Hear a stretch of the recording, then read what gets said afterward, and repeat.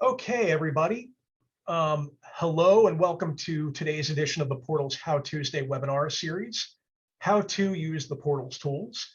I'm Karl Vilacoba from the Monmouth University Urban Coast Institute in West Long Branch, and I also serve as the Portals day-to-day project manager. I'm happy to be joined by kind of the man behind the curtain here for the Portal team, our developer, Ryan Hodges of Ecotrust in Portland, Oregon. We recently announced a series of long in the making improvements to the Portals Groups tool that give administrators greater control over who can join groups and view the information shared with them. With that and a few other recent upgrades ready, which you guys are going to be the first to see, we thought it would be an opportune time to do a special training that we haven't done in a couple of years, which is a deep dive into the Portals advanced tools. And some of the topics that we're going to be covering include editing, editing the appearance of maps in the active tab, starting groups and using the new controls, how to create drawings and map bookmarks and share them to the groups, overlaying map data from outside websites with the Portals ArcGIS service input tool, additional marine planner buttons that we have, like the linear measurement tool, generating short URLs and embed codes and a few others. And Ryan's going to give a future look ahead to tool upgrades and functional enhancements that are on the horizon for us. And following that, we'll open it up to a Q&A on anything that you've seen, heard, or didn't hear. Especially given that we've got such a small group, I kind of like it this way. It's just, we can keep it informal. Feel free to really just jump in at any time. If there's something you see that I'm doing on the screen that you don't understand or have a follow-up question, no problem. The floor is yours, and we'll just stop there and take it. Although this session won't focus on the Portals data per se, all of its themes and everything, you can check out a recording of the Summer How Tuesday intro to the portal that we did, I think around June or July, for an in-depth look at that. But then again, following the presentation, we can talk about any of that. We'll take any questions that you might have. Also in our Q&A session, we'd really love to hear any of your ideas on any tool additions or enhancements that could help make the portal more useful for you. This is actually a really great time for that, because we're in the thick of generating our work plan for 2022 and putting some new ideas into the hopper and things that we can do. And these kinds of trainings are usually some of the best, most fertile ground for the ideas that we are moving ahead, that we'll show you today and we'll move ahead with in the future. So with all that said, I'll just give some brief background on the portal and who's involved for those who may not know that piece of it. What's on the portal? Currently about 5,000, maybe even 6,000. It's been a while since we've done a count. Map layers organized under about a dozen different themes or categories. We have some instructional and educational resources, a portal blog, Ocean Stories, which is sort of our educational story map function, a calendar that gives you information about webinars like these and others that are going on in our region having to do with ocean planning and related topics. We have tools for users to share maps and collaborate in groups, which we'll be showing you in a bit. The portal team currently includes Monmouth University, where I sit, Rutgers University, Duke University, the Nature Conservancy, and Ryan Ecotrust, under the guidance of Marco. And if you're not familiar with Marco, that is an organization, a consortium formed by the governors of the 5 coastal mid-Atlantic states, which we count as everything from New York down through Virginia, to work together on ocean issues. And our current chair is Kim Cole, from right up the hall from you guys there. And I think that's all I had in terms of the Marco background. I can now jump into the portal itself. So just before I get into our mapping application, which is called Marine Planner, did want to just point out a couple of things that may be useful to you, especially if you're regular users. This blog page here that you can find under the news tab is a great place to keep an eye on, check on once in a while.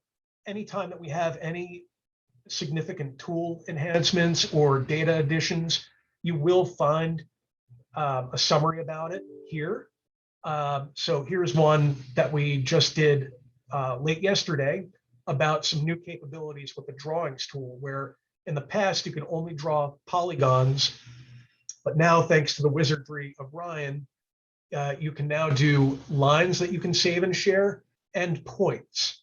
So you now have capabilities to do all kinds of new cool things with that tool. And so these articles that you'll see on that blog page tend to give some instructional type guidance, tell you a little bit about the background of what you're seeing and where data came from and those kinds of things. Skipping down the line to the Help tab under the Using the Portal page. This is a good one, especially if a couple of days from now you're thinking about something I said, but you forget how I did it.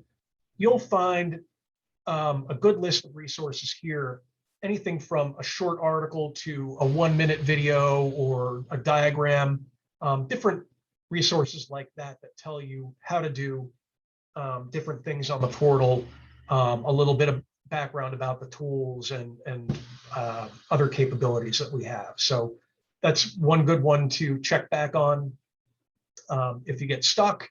And also the webinars page, we keep a running list here of our How Tuesday series and other ones that are just general webinars where if we do a joint one with a partner agency about a certain map collection or something like that, we'll often add it to this page as well. So just another way to keep you up to date and capable of doing all the things that we can do on the portal as well. So now jumping into Marine Planner. On the left here, you see the 13 themes. And with the portal, all you have to do is just click on one or any combination of map layers here to activate them. And the possibilities are pretty much endless.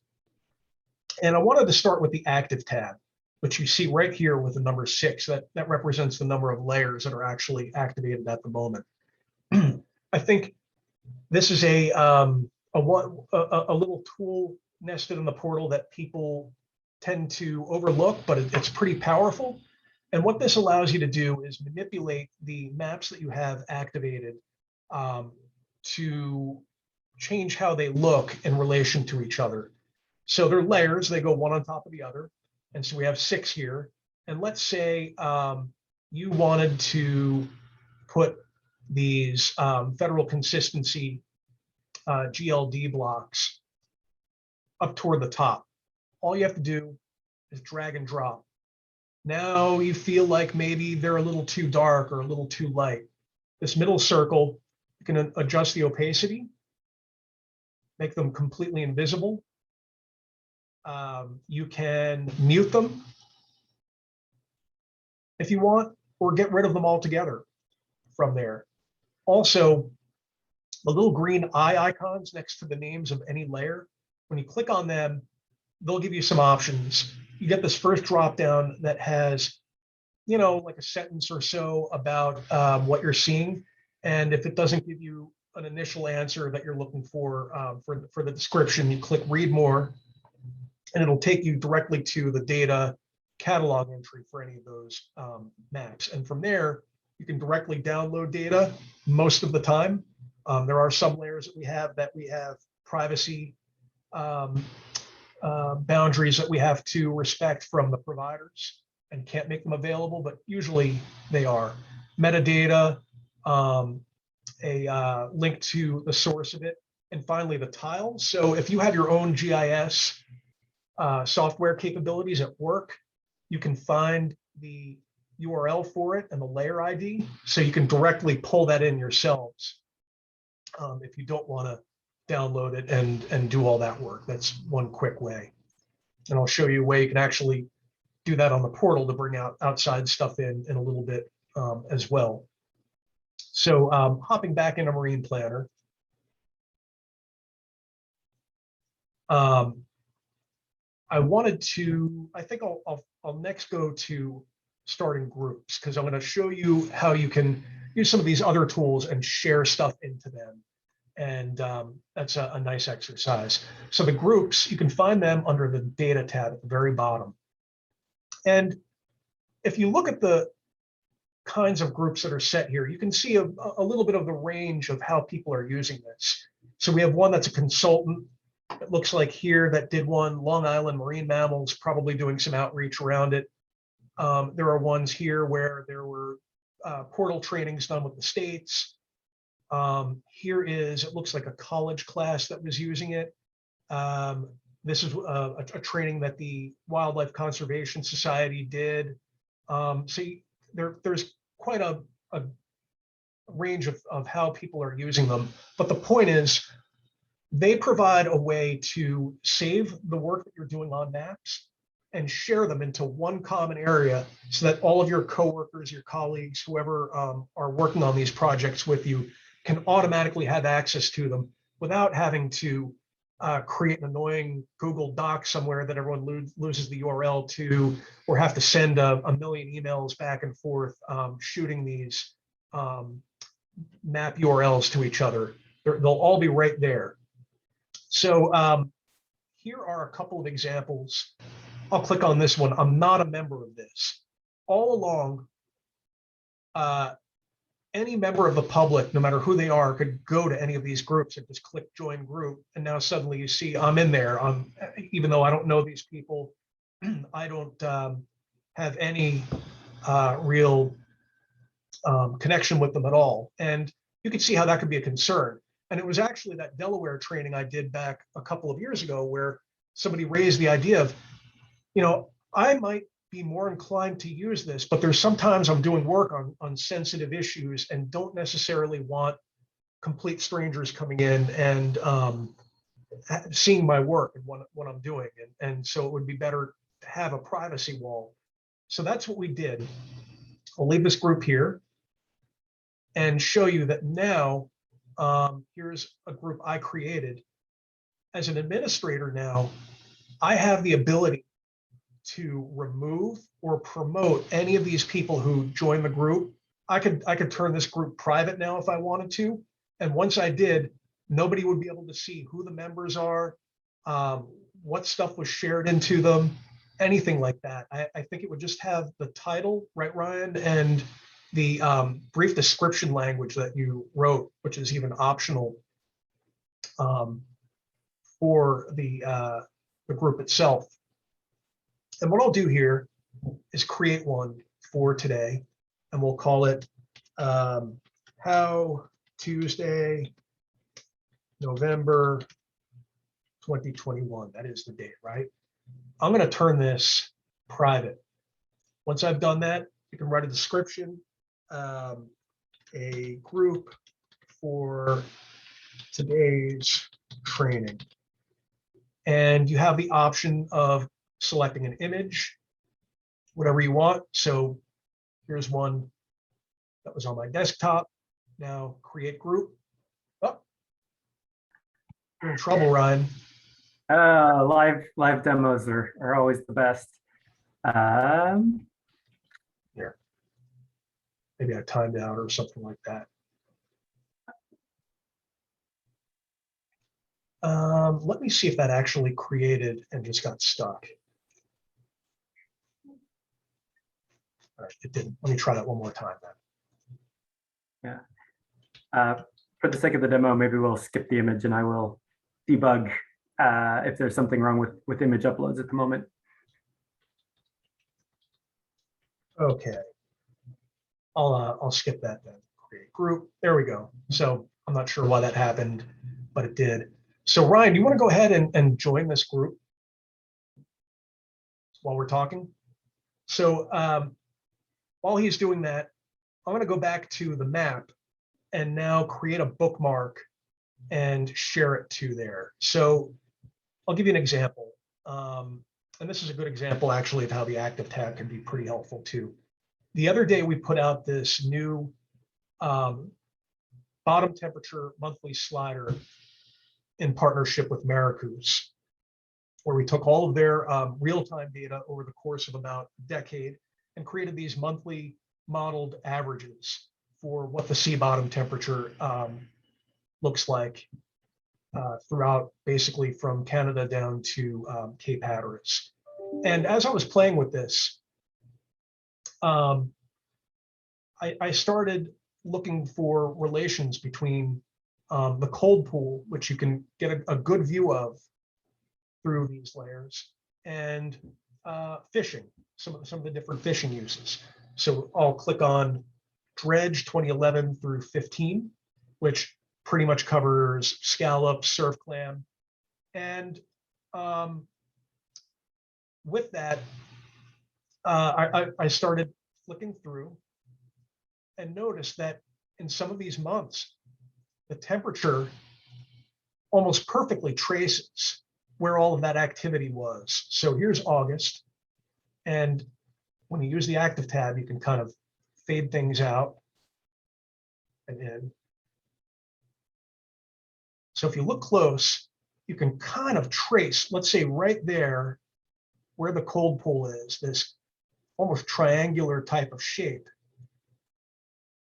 and pop that on. And especially even right there on the nose, it just lines up so well. So let's say I wanted to show that to people. I was very excited to have this in the group.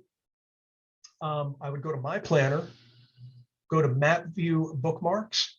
I would click New to create a new bookmark, and I'll call this Bottom Temps and Dredge. I should spell that right. And you can optionally add a description that can help you figure out later on what this was about. So dredge fishing and the cold pool overlay. I'll add that bookmark. And now when you have that bookmark, what that means is when you come to Marine Planner from scratch and you click that drop down of bookmarks, and I have a ton of them, so they tend to take a little while to load. Scroll down, click on it, and it will load it up right from scratch. And matter of fact, even if you're zoomed in, it'll go straight to the zoom level. Or if you have the opacity level set at a certain thing, it'll completely mirror whatever it is that you had on screen when you saved it. So now that I have that, let's say I want to share that to our group. Share bookmark. And there's actually a few options. When you hit that button, you get a URL for it. And you have the checkbox here for short URL if you wanted it to not be. So here it is. You have an embed map. So if you have your own website, you want to put this straight on the website, you have that option. Or click on groups, and any group that you're a member of will be listed here, and you check any one or more that you want to share it to. So I'll share. In the meantime, I think I got my email from Ryan that he wanted to join my group. So I'm going to go ahead here and approve him. I'm sure. I think he's okay. So he's in there. So now that you see this too, look under the list there, Map Bookmarks, and you'll see that one that I shared. And anyone who's a member can then click on that and automatically see it, or they will have it listed under their list of bookmarks in my planner. So with that also said, now we have drawings as an option. Works pretty similar in terms of the sharing aspect. In this case, I'm going to zoom in a little bit. I'm going to click New. And like I said, you're the first people seeing this, and we're pretty excited to have it. In the past, with the drawings, all you could do were create the polygons.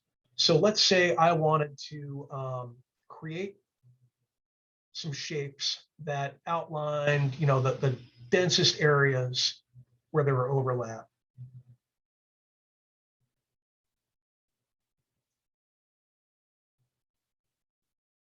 And getting a little bit of a slow connection here. It's probably because I'm in a computer science building and there's people doing virtual reality stuff upstairs that clogs it up. So next, I'll give it a name again, and I'll call it bottom temps and dredge. And I could give it a description if I wanted to again. I'll do save.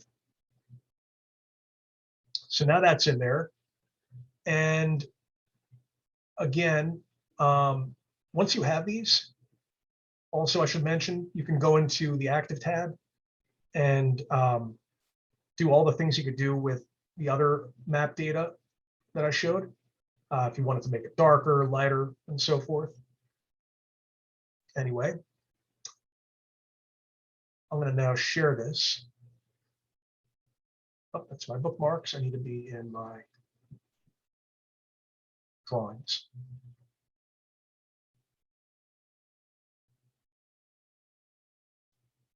So I'll click on the sprocket and I'll do share. Now I should get my pop-up. I'll click on our group.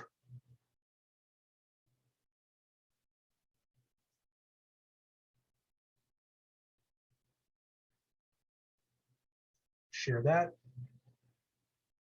And now going back to my group, it ought to be in there. Let's go back.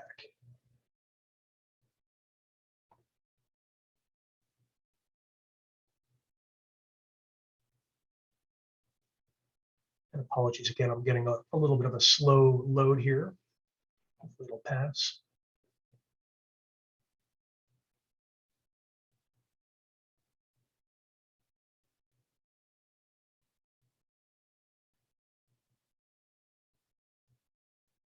There we go.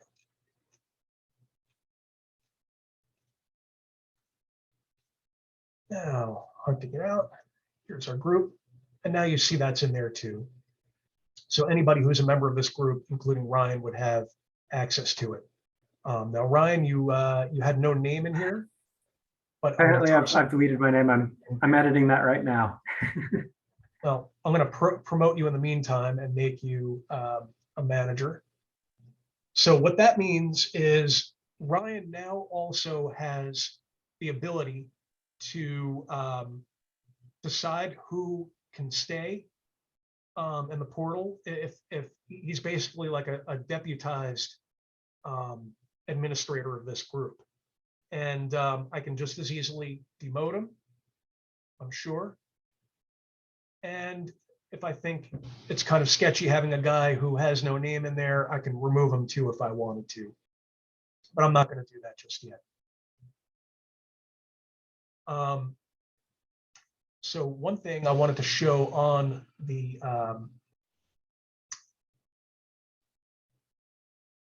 drawings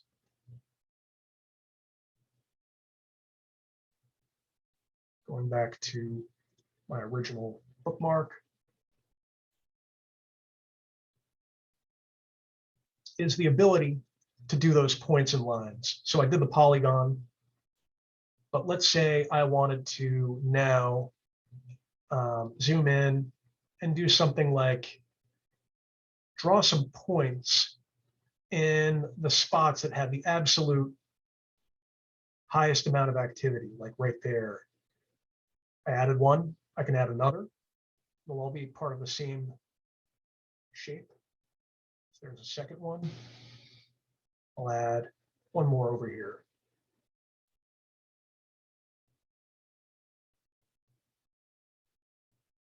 Next. Oh, you have no shapes drawn. Yeah, there seems to be a glitch in that it's clicking through your points and selecting the map underneath. I wonder if maybe due to the slowed connection. Something didn't quite load right. Yep. You know what?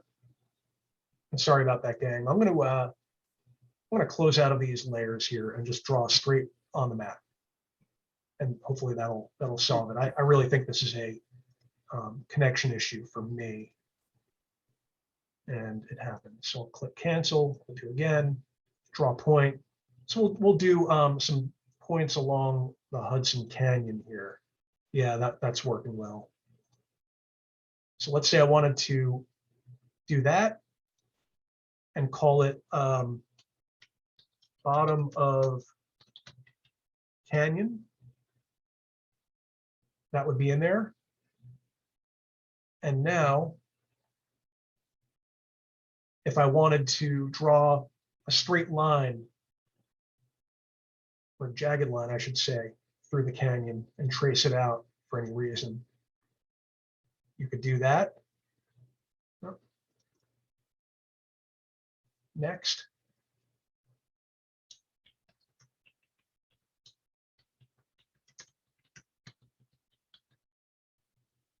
Save. And now I'm going to activate them all together to show one more piece of this. So we've got the bottom line sample. Well,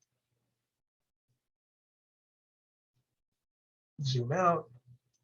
And there's that shape. So once you've created these, you can click on them and it'll give you also a pop-up telling you the square mileage of the polygon you created. If you do create a line, you can get the mileage. And finally, if you have the points, it'll give you the coordinates when you click on them. So that is the drawings tool. And now, well, not finally, but another big one here. And again, I should mention, any of these are available to registered users. The portal is free and easy to register for.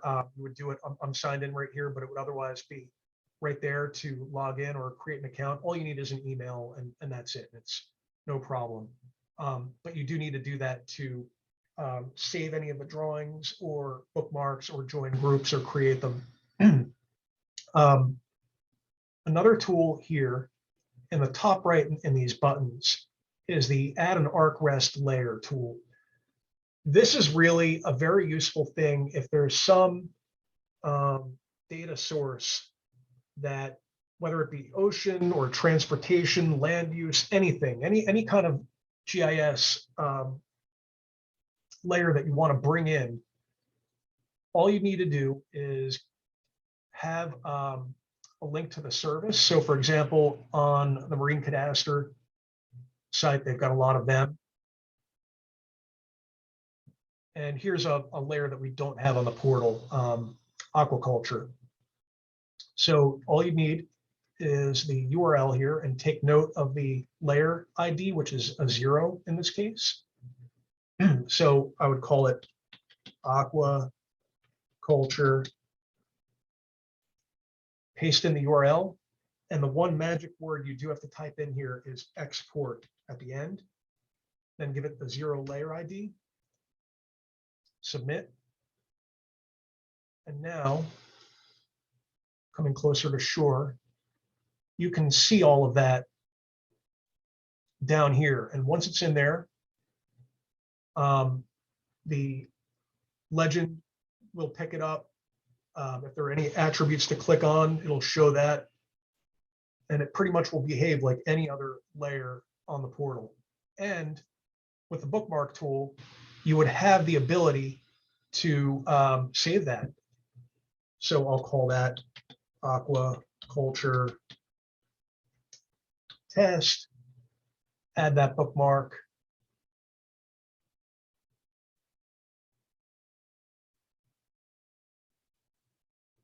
Yeah, you know, I'm going to reload the page, but anyway, that that would normally work if my connection weren't giving me a hassle here today, I think. A couple of other quick things I wanted to point out here on the right in these buttons. You have a print export tool. So with this, let me activate a couple of layers so it gives you a better idea of what you're seeing. So just the first 3 on here. Click that. And here's the look at it. And it will automatically bring in the legend on there. So if it's not quite centered the way you want to, you might scoot it over a little bit, try it again. This is also a way if you want to create a PDF for any reason. So where I have it as a destination to a printer, you can do save the PDF, and I know some people like to have that. Underneath that, the quick button to share links. Again, you have the short URL option and an embed code. Beneath that, the linear measurement tool. So this is kind of like that line that I showed where the difference is that was savable. And this one is just if you need a quick measurement from, let's say, the coast of Delaware to, I guess that's Wilmington Canyon out there. Oh, but it's picking up on a click that layer that I have activated. There, let's try it again. I will do a quick measurement from here to there. And you see down there, it'll give you a measurement in kilometers, miles, or nautical miles. Beneath that, you've got a quick button to create a drawing, which is something that we just added as part of the upgrades to the drawings. And we're probably going to be adding a bookmark one in there at some point soon, not to steal too much of Ryan's material. Finally, the arc rest layer, I already showed you that. And at the bottom, these squares, you do have lots of options for base maps. We were using the ocean one throughout, but certainly the satellite base map can give you some good contrast with certain layer colors if you just prefer that. The physical map, streets, or even just a gray map is an option. So I've talked a lot. I think I've covered what I wanted to say for starters, and just give Ryan a chance to talk about what's next before we go to Q&A. Yeah, well, thank you, Karl. That was great. So yeah, we have a lot of stuff in the works coming up. I'd say I've got some more debugging as of this meeting now to double check that those are one-off errors we've seen and not something permanent. But once I review what we've seen so far today, I've got some exciting stuff coming up. I should call out in the meantime that I also, we use the same technology stack and basically a very similar tool to this on the West Coast.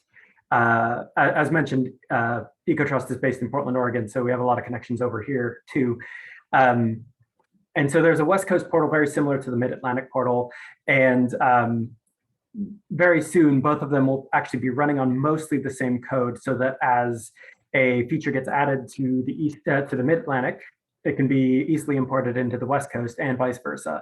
In particular, right now, the West Coast is after that private groups technology. I think they're pretty excited to have that. So it's a nice symbiotic relationship between the portals. And right now, I'm just polishing off that connection so that they can just talk to each other and share very easily and quickly, and also enhance testing and checking for regression errors. But in terms of features, apart from the ones we just went over, there are a few upgrades. One to the data catalog that Karl was showing off a while back earlier in the meeting, where there's a search feature to help you find data layers you may be looking for. I don't actually have any examples in mind since I'm not a domain specialist, but yeah, something on maybe dredging. It might pull up some layers, but it's a little inconsistent in where it's searching, whether it's just searching names or descriptions or abstracts in the metadata. And so we're going to overhaul the search capabilities of the tool to make sure that it's giving you smart results and really looking at the layer content and working and finding the layers that you would expect it to.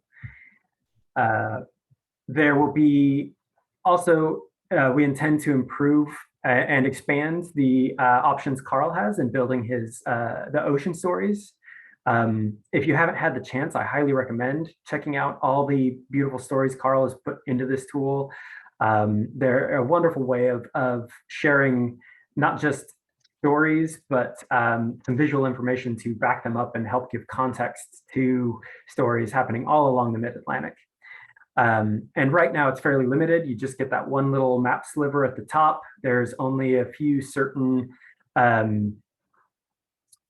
widgets Karl can insert into these stories. And so we're hoping to allow a greater diversity of layouts and features, and hopefully even more map interaction capability that could happen while you're in the story.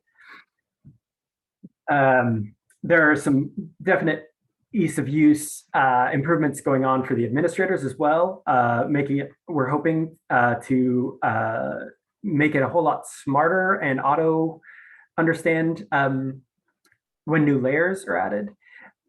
Just from a URL that can be determined about what kind of server a layer is coming from, whether that's an Esri Arc REST map server, or whether it's a JSON file vector somewhere out on the internet.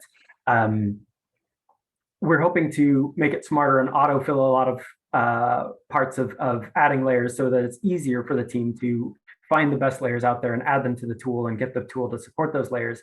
But some side effects that would improve the lives of users in those cases are in that feature Karl was showing off of the user added layer, where he had to add that magic word export to the end of the map server link. And that feature currently only supports map server instances and not a variety of other less common layer sources. These improvements could definitely pave the way for users to be able to apply a whole wider variety of layers from many different sources.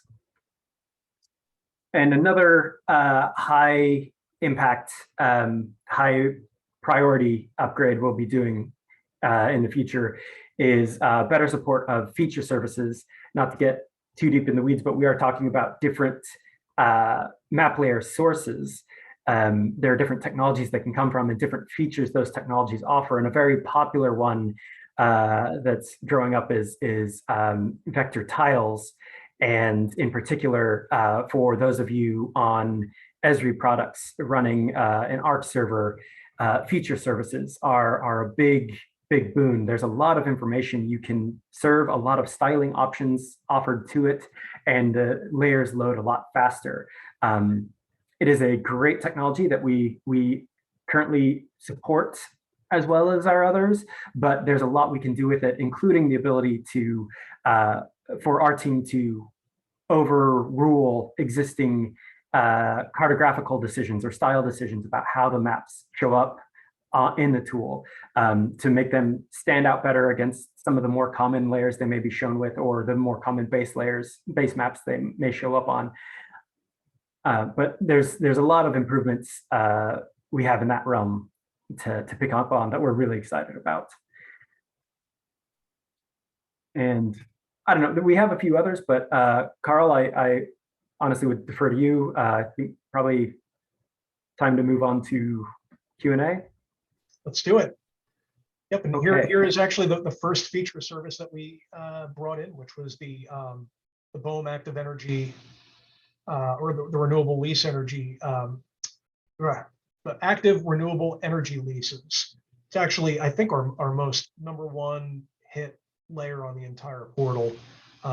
So one quick difference a user can tell is that when you click or hover your cursor over any of the aliquots or the blocks that are in there, it'll automatically highlight them, which can be useful if you're trying to do analysis of them.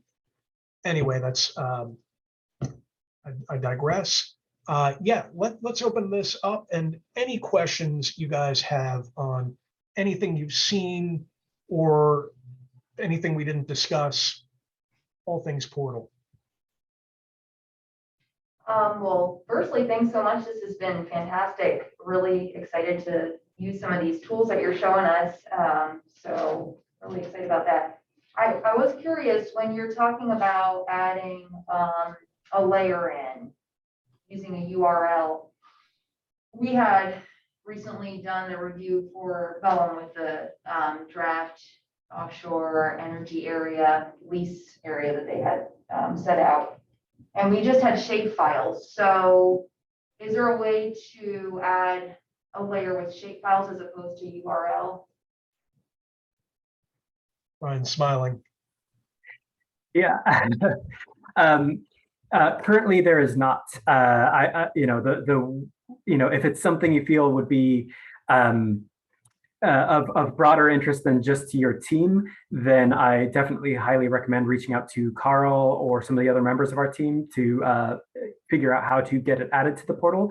However, that is one of the ones I didn't get to in listing future work is in particular, one of the features with drawings that we didn't show off much was not only can you share your drawings with a group, but you can export them to shapefile or GeoJSON or KML for use in various other GIS tools.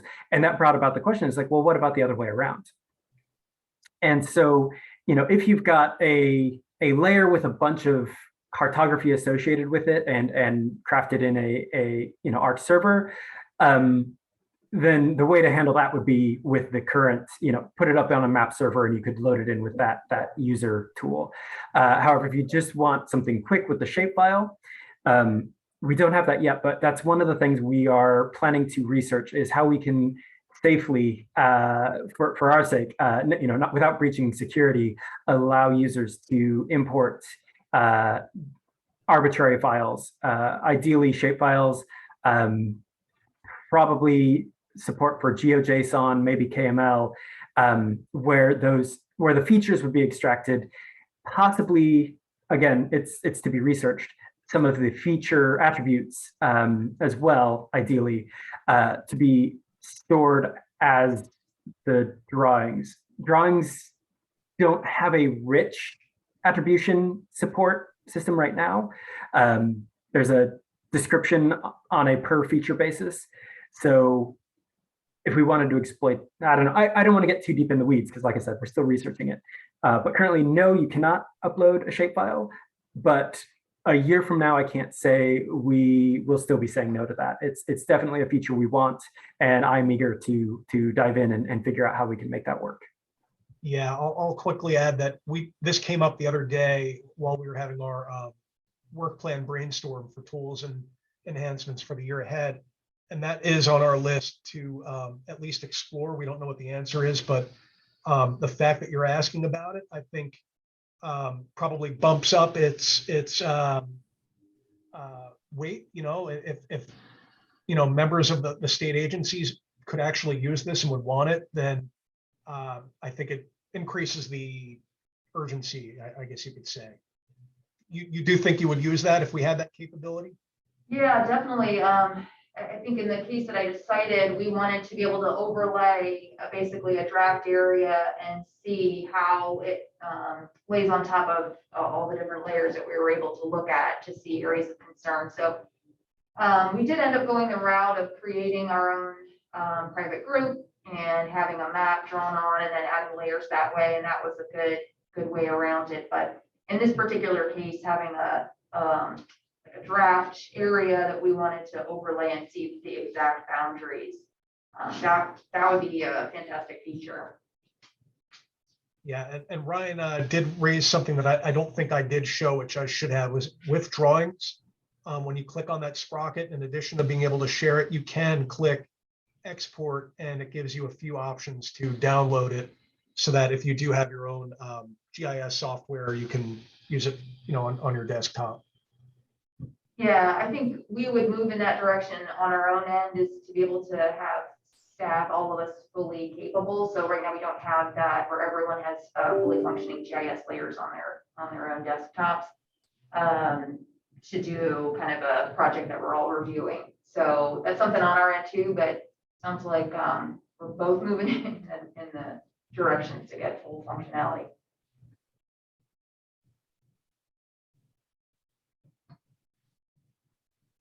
I have a question. Sure. When you create a group, can any member of the group edit that map simultaneously, or is there is it only the person who created it who's able to make changes, or how are those changes reflected when other people are looking at it? So when you share a bookmark to a group or a shape, only the creator of it can actually edit it. What would have to happen if somebody else wanted to edit it would be they activate the map and then resave it as their own bookmark with whatever edits they've made to it. But the creator is the only one who can change it. Yeah, and actually, bookmarks aren't, I don't believe they're actually directly editable. I think when you create them, that's your one shot. But like Karl said, the easy way to update a bookmark is to load it, make your changes and create a new bookmark, which is tedious. And that's honestly something we should add to our work plan for the coming year. So I will make note of that. Thank you. That is a good idea. And thank you for reminding me that I forget that.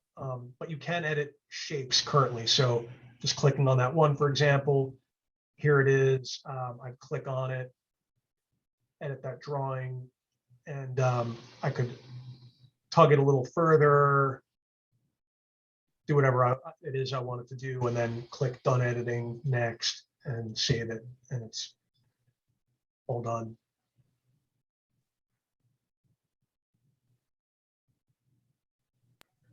Yeah, and so to the original question about can other users in the group edit it, I don't believe so. I should actually open up drawings right now and double check that any of the ones shared with me I can't edit.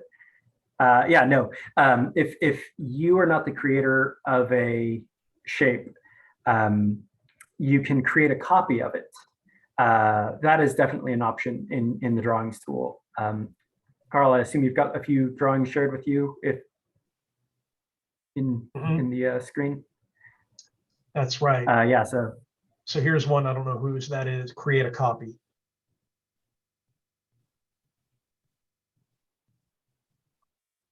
yeah, so and then from there, Karl should be able to have full control over making changes to his local copy of the drawing, and if he wished, reshare that back with the group. But it would be a new instance of the drawing, not editing the source.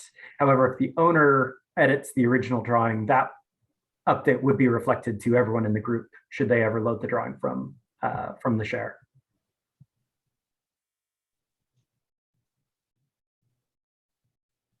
Thank you. Yeah, thank you. We're happy to get questions. So please. Are bookmarks able to be organized by group, or is it sort of just always an alphabetical list? Currently just alphabetical.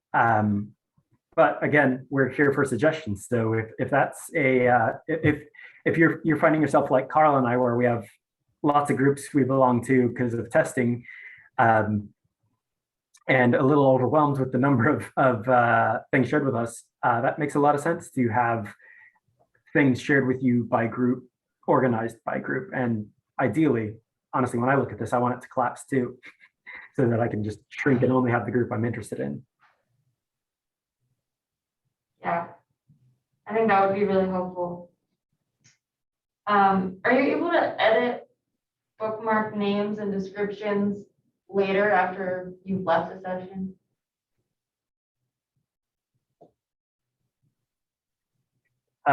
Sorry, bookmarks, no. As we said, the only way to edit bookmarks is by recreating, or basically making a duplicate of them, or well, opening one and creating a new bookmark from it. Shapes, I believe.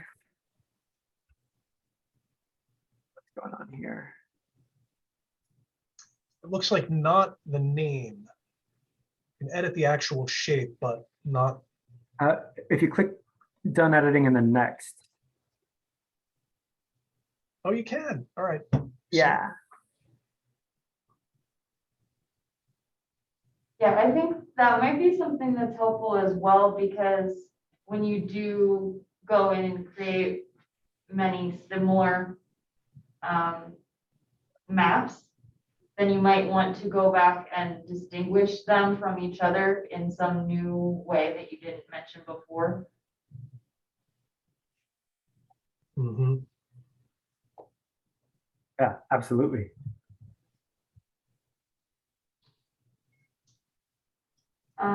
And then I have another question that pertains more to the data. So I don't know if that's something that you guys have control over. The federal consistency geographic location descriptions are all one color and show up together. And then I don't think you can see whose jurisdiction each of the locations is for. Like you can't, it's hard to differentiate Delaware versus New Jersey versus New York. For that, you have to click on it and you get a pop-up for the jurisdiction information. Right. But But does it you're say not- which- This is a service that we're ingesting from marine cadastre. So we can't control that. However, I can pass that suggestion on to them if you'd like. If so, what you think? Like there'd be some different colors for each state, something like that. Potentially, or the ability to like separate them so that you would see only Delaware's GLD or only New Jersey's. Or even just to be able, like where it says jurisdiction state, if it would say which state. Oh, I guess in the description it does say New Jersey within. Right. I think that's the first thing. Like what this one's out in federal waters. Right, so it's harder to tell who that would be.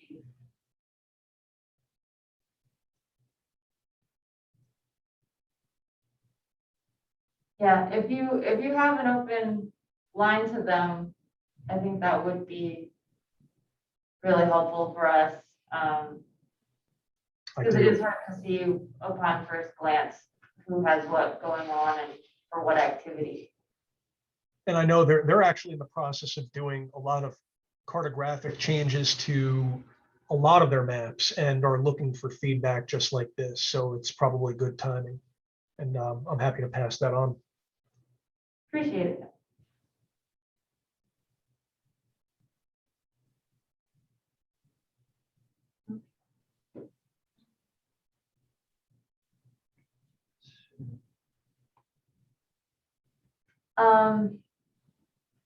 I think maybe one other thing is the legend, and maybe I can't really picture how this would manifest, but having the flexibility when you want to save it as a PDF or print it.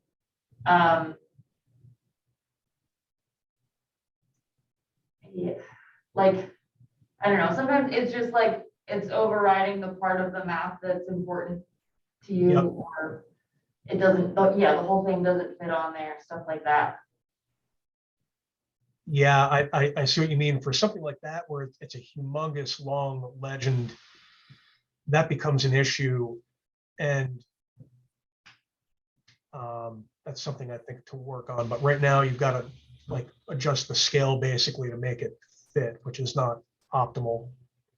I Most didn't of realize the they time, would do that, so that's good. yeah, these bowen planting areas, they've got so many actual categories in the legend that runs right off the page.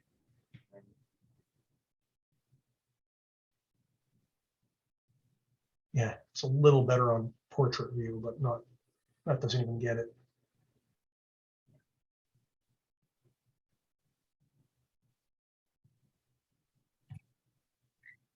Yeah, that is another thing we can look at in the coming years, improving that print functionality. And a lot of times, a lot of developers' knee-jerk reaction is like, oh, well, just use print screen. But I think right here illustrates the problem with print screen is it doesn't get you your the full list of the legend because it's just too long to fit on the screen, unless you want to really be a browser whiz and like quickly scale down your zoom level so that it all fits on one screen, but then you can have a tiny low res PDF. So yeah, these are great suggestions, and we really appreciate the questions and the ideas. Yeah, I think we don't have any further questions, but I really like the increased focus on the ability to work as a group and being able to share those things. Because I think that, especially since a lot of us have gone to a more virtual environment, at least part of the time, we've realized how essential it is to be able to work on things together while apart.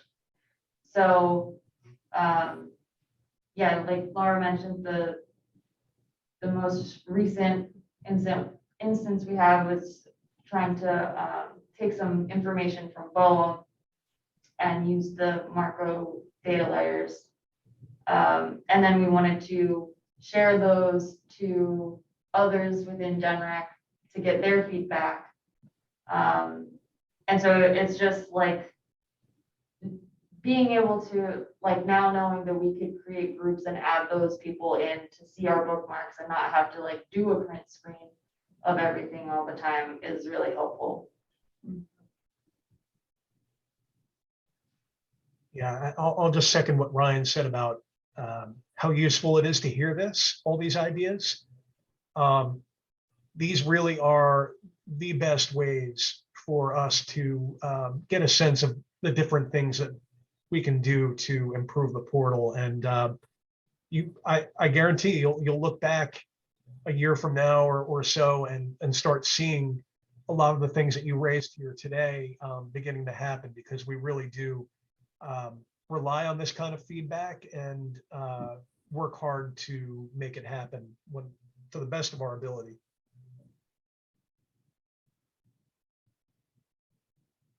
That was awesome. Thanks, guys. Sure. Yeah, I appreciate our almost private tutorial. It was Yeah. perfect. So thank you.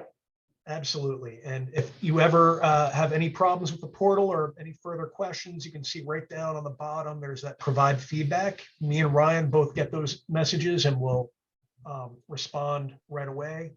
Or you could even scroll down to the bottom of the footer of the main portal page and you see the email there. And I get that as well. So feel free to reach out to us anytime. And thank you for coming today. Sounds good. Well, thank you. Have a good day. Thanks. You too. Thanks, guys. Thank you all so much.